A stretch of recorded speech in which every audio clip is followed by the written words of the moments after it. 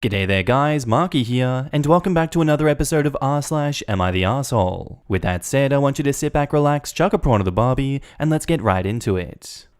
Am I the arsehole for giving my stepson a 20-minute time limit to return my car before I phone the police? I am a 34 female doctor, and part of my job entails being on call for 1 to 3 nights a week, twice a month. My fiancé Dale, 30 male, has been saving with my stepson's mum to buy him a car for Christmas. My stepson Rex, 16 male, has a license already, but always has to borrow his mum's station wagon or his dad's beat-up pickup truck. His mum's car is lame and depressing, and his dad's can only hold 1 passenger. Not practical for a teen. On to the main conflict. Rex texted me yesterday around 12 asking if he could borrow my car after school. His friends wanted to go to the mall, but the bus route is too long, so could they borrow my car? I texted back a sorry but no, I'm on call again. Can you ask your mum? He says no, and I told him sorry, but my answer is still no. I'm sure you'll find a solution. Ask your friends and you can all figure it out. If you see where this is going, you are less shocked than I am. So I was up in my home office, the room where I keep my Switch, sewing machine, and laptop, so not an official office, when I heard Rex and his friends downstairs after school. I was going to see if they needed anything, but they left after a few minutes.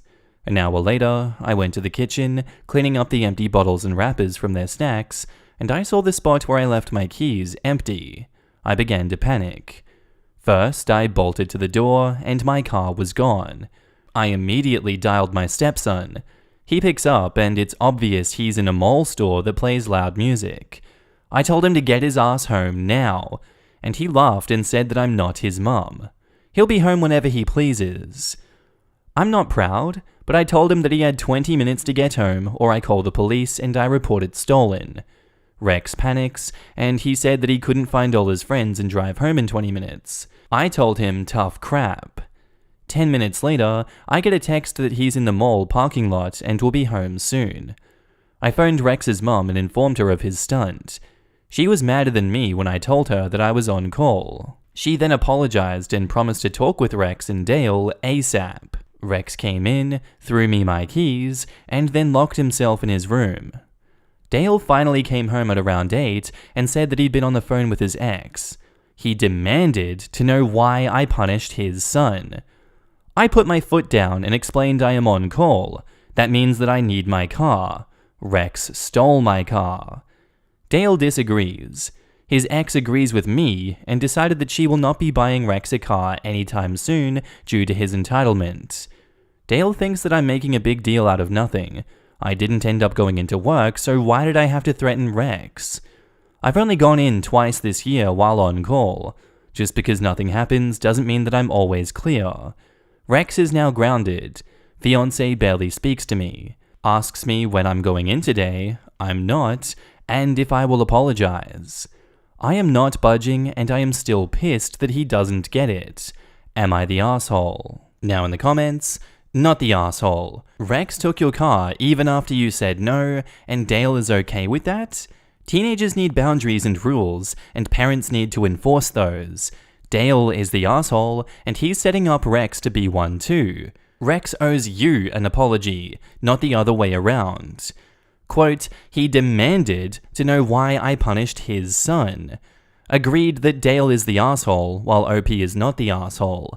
OP didn't even punish this kid. She simply demanded that he return the property that he stole. The son rudely refused, so OP had no choice but to let him know that there would be consequences for his actions if he didn't return the car. Dale is completely off base if he thinks that his son did nothing wrong and that OP should apologize. Even the ex thinks that he's being 100% unreasonable. What would OP even be apologizing for? OP's fiancé is just telling his son that he co-signs his theft and disrespect of OP. It's like he thinks that just because OP didn't end up having to go in, it should be okay for this kid to commit Grand Theft Auto. Clearly, he has little respect for how being in an on-call job works. Not the arsehole. Your stepson is clearly entitled because he did steal your car. He even had another option, but it wasn't cool enough? and he thinks so little of you that it wasn't even of consequence in his mind to take your car and then throw the keys at you afterward. The threat of calling the cops was a perfect response because it seems to be the first time he was shown that his actions have consequences. Your fiancé? That's even worse. He damn well knows better what on-call is, and regardless of that, you saying no means no. Why is not a question. If you don't want him to take your car, he should respect that. Your fiancé playing this off is a huge problem because it excuses your stepson's behavior. This is a relationship-ending problem. Do not budge though, or his behavior will get worse. And now back up to the post, we have edits. Editing because it came up in the comments. Dale is 30, not 29. But yes, he was 14 when Rex was born. Don't get hung up on this. It isn't about teen parents. Rex's mum was 15 when they had him, and is the best mum if you ask me. She's who introduced me to Dale. Edit 2, now I can see why my friend told me that this sub can be a little much. I'm very thankful for these responses, but I think I'm going to leave the comments now and have a very frank discussion with Dale tonight. Rex is with his mum, so he won't be in the middle or get involved. Kid still wouldn't look at me and called me a cow who won't let him get his own car now. And now on to the update, which comes in the form of a comment on that same post from OP. So apparently, Dale reads through this subreddit on his work breaks. He texted me a link to my post during his dinner break. A short time later, I first received a call from Rex's mum, who said that Dale called her and ranted about how I made him look bad online. She told him that she didn't give an F because he did not react the way that a good parent should. Dale was so furious that he told her that he would be calling his mother to see if someone actually cared about his feelings. Dale's mother handed his ass back to him good, and reiterated to Dale that he was not an active part in his son's life until he was 6, so he has no leg to stand on. Dale tried to bitch about how everyone was being unfair to him, and she shut him up and told him that his son did something wrong and that it's not about punishing him for being a bad father. Dale returned home a little while ago, about an hour earlier than he usually does. He looked defeated, but he was still short with me. He said that he was disappointed that I posted, and now everyone who knows will think he's a joke and a bad father.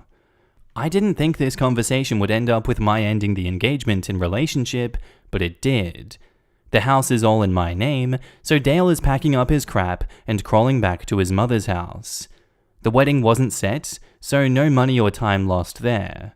Dale said so many things that I don't even want to write down. This is not the man who I've known for 4 years, and I'm honestly shocked at how selfish he is.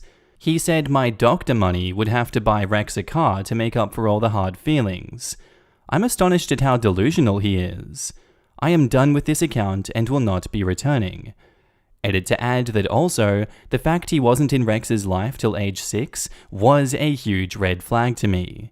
He never mentioned it and refused to admit that it was a big deal during the argument we had when he came home. And now in the comments, Jesus. Sending internet hugs, OP. Sorry for something so important to end over something so stupid and ridiculous. At least it showed you before you were too committed what you were getting into. The universe did OP a massive favor here, as there were a few indications that she was seeing Dale through rose-colored glasses. I'm also glad the kid's mother is free of him. This guy is a real piece of work. Shocking that he can't hold down a relationship. You were so right, and OP dodged a massive bullet. I'm glad that Rex had at least 2 responsible adults in his life, his mum and grandma. Sadly, however, people like Dale seem to have too much influence on their son's life and end up making someone with the same mindset as them. I truly hope that Rex doesn't carry this mindset, but only time will tell. The comment about doctor money makes me think that it isn't just the son that's entitled. I think Dale was digging for gold, if you know what I mean. But wow, this guy's behavior is immature. He's basically teaching his kid that disrespecting other people's property and ignoring their requests is totally okay as long as he gets what he wants. This man has to start living in the real world where there are real consequences to your actions. It's also funny that this dude got chewed out by everyone and still can't admit that he's wrong. The best part has to be the Am I the Arsehole? It's such a hit or miss subreddit, and sometimes I understand the consensus the comments come to, Other times I'm shocked. Lamau? I'm very glad that Dale's mother smacked some sense into him. No, Dale, no one cares about the feelings of a man-child enabler. Our next post is titled, Am I the asshole for telling my wife that my son is not a replacement for our dead baby? I know the title sounds really, really cruel, and maybe it was, and I'm wrong, but I don't mean for it to be. I, 37, have known my wife Janica, 39, since we were both in high school, and I've loved her since I was 13. When I was 21, I was just a boy when my father died, and my life spiraled, and I broke up with Janica. I had to grow up fast to support my grandparents, mum, and sister. Even though we came from a rich family, I had to prove that I could run the family. I made mistakes, and one of those was not treating my new girlfriend, AITA, at the time properly.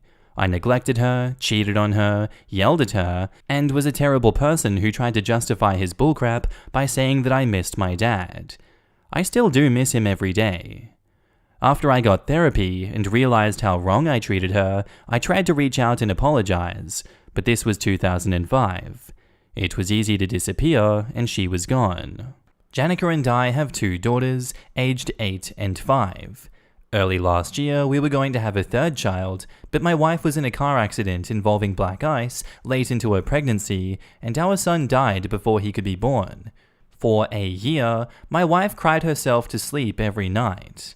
We have been to individual and couples therapy, but it did not help. Then in January, I learned about my son Arian, 15. His mum died a month prior from some cancer, and his grandparents could not afford to support him, so they wanted a DNA test. But the boy looks just like my father, so of course he's my son.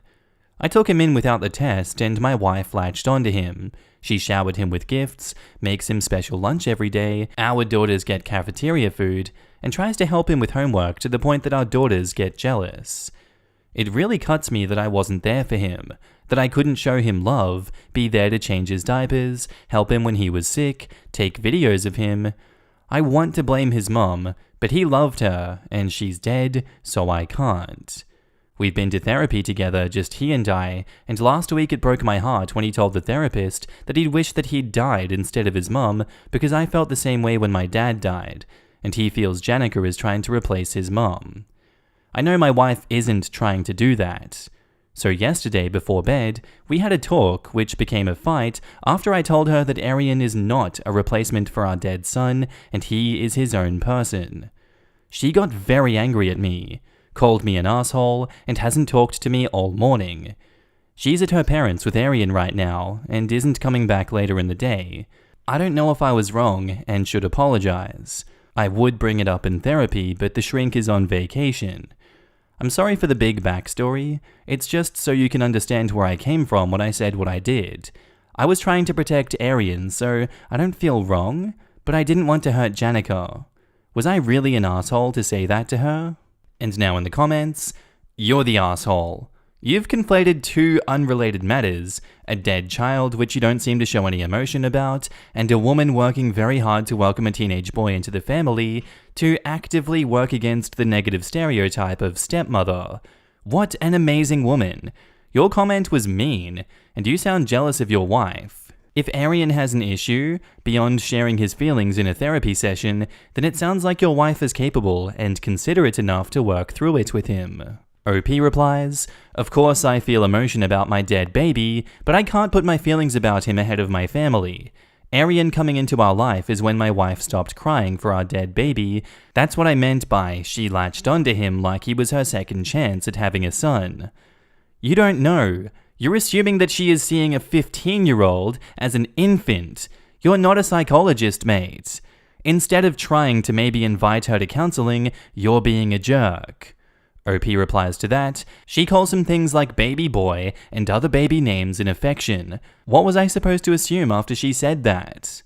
My mum sometimes calls me baby girl, and I'm in my 30s. Heck, my mum always said that I would be her baby boy no matter how old I am. Quote, I told her that Arian is not a replacement for our dead son, and he is his own person. Instead of having an honest conversation with her regarding your son's feelings, you went right to accusing her of something that wasn't even what your son was feeling. You're the asshole." OP replies, I can't just reveal to her what went on in therapy. That's a massive breach of my son's trust. So it's okay to be mean and cruel instead and twist the truth? Your wife is working hard to make him feel welcome, and although she may be going overboard, she's doing her best while grieving and getting zero support from you. And OP says, no, you're right, it's not okay.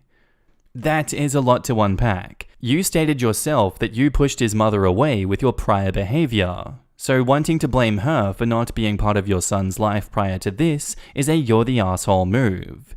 There had to be a better way to approach this subject, and certainly a more empathetic way. Obviously, you are no stranger to therapy. Why hasn't family therapy been brought up as an option? Clearly, there needs to be better communication between all of you, and probably a clearing of the air is necessary. OP replies, I know I'm wrong to want to blame her. I was such a terrible person to her, but I can't just lose that feeling as much as I want to wish it away. I offered full family therapy to my son, but he refused, and when I insisted, it seemed like he would cry, so I told him that we'd continue just me and him as long as he wanted. Well, regardless of whether he wants to attend family counseling, you have to come together as a family and clear the air. Continuing to alienate your daughters isn't going to help the situation and will likely make things worse. OP replies, I know, but after all he's been through, to try and force him into an uncomfortable situation would just be bad. He had to leave his school and friends behind because nobody else could take him in. I was his grandparents' last resort, and I don't want to alienate my daughters. They love the idea of a big brother, they just don't get why their mum is looking after him so much. Look, if your daughters don't understand what's going on, ignoring the problem isn't going to make it go away. A family meeting to discuss the changes and expectations from everyone going forward is not a difficult thing to do. It doesn't need to be confrontational. Lay out the ground rules before anyone speaks. Stress the importance of being respectful and positive. You need to stop being scared of hurting someone's feelings, otherwise you are going to hurt everyone instead. And OP says, you're right. I'm going to drive over to my in-laws in 10 minutes with the girls. I just wanted to comment here to say you were right, and thank you for pointing this out to me. And now on to the update. So, it's been a bit. A Christmas passed and things have gotten a lot better. For people wondering why Janica took Arian to her parents, he likes being there. Her parents remind him of his grandparents. As for Arian's name, we are brown and it's common. It's not his real name, but I didn't think twice about using it. After reading the initial comments, I realized how badly I messed up and took my daughters with me to my in-laws. My wife was with Arian in a bedroom and he'd had a breakdown. He was crying really bad in her arms, saying that he was sorry and he wanted his mum back over and over again. It scared me because this was me after my dad died. Apparently Janica tried to talk to him about her smothering him and it triggered him. We got him to calm down and go to sleep before we had our talk. I apologized right away for what I said to Janica. I told her that I was too scared about Arian and too stupid to think about what I said. She pointed out to me she knows I'm stressed, as it's my father's death anniversary this month, but it wasn't an excuse for what I said, no matter how out of character it was. She admitted she let grief for our baby get the best of her for a while, but pointed out that I repressed all of my grief to the point where I act like it also wasn't my baby. I wanted to say that she was wrong, but she isn't. Some of you realized that, and you don't even know me. I admitted I don't know what to do, and would do whatever she thought was best. She decided that we would restart our couples therapy so we can properly process our grief. Thankfully, she forgave me, because I guess after nearly 25 years, she can tell I'm really sorry. Janica agreed that we couldn't let the girls feel envious of Arian, so when school comes back, I'll wake up early with her to make lunch for everyone. We'll help everyone with homework together during a study hour and anything else too. I see now that it's not Janica focused on Arian over the girls, but that I didn't step up to help her give them all equal time. As for Arian, he's agreed to let Janica join our therapy sessions, and hopefully soon the girls too. On Christmas, I got him a big portrait of his mother and had Janica sign it as being from her. I think it reassured him that she isn't trying to replace his mother, because he gave her a huge hug and said "Thank you, Mum" after opening it. I hung it up in his room by his bed. He was also happy when Janica asked about taking him clothes shopping for family photos, which he refused to be in before. He seemed happier as I'm writing this. He's playing with his sisters on their new PS4. I know that it'll take time, but I want him to stay happy and know that he is loved. I want him to be a better man than I am, and I know that I need to be a better man for Janica. So I guess, thanks guys. Reading your comments was the kick in the ass that I needed. And now in the comments, to state it bluntly, you have a lot of issues to sort through, but you absolutely deserve credit for having enough self-awareness to recognize this, a willingness to proactively address it through therapy, and enough humility to admit when you F up. That makes you a better person than 99% of the assholes who post here, and I respect it. OP replies, I'm in the 1% of assholes. But yeah, I guess looking back, I can see that somehow I realized that in this situation, I didn't know best, and maybe admitting that was the best I could do. And yeah, I got issues. Hopefully I can work through them all. Don't worry, my friend, I too have issues. Hell, I've got so many issues I've got a subscription. Knowing about them is half the battle. It's so nice reading about people like you, who had an issue, worked through it, and came out stronger and closer as a family. You are all great for communicating maturely and putting an effort into uplifting each other so that everyone gets to have a happy relationship with one another. OP says, I gave my wife all of the credit on that end. This past year has been a testament to just how amazing she is. Just make sure that you tell her that too, more than once, twice, and multiple times this next year.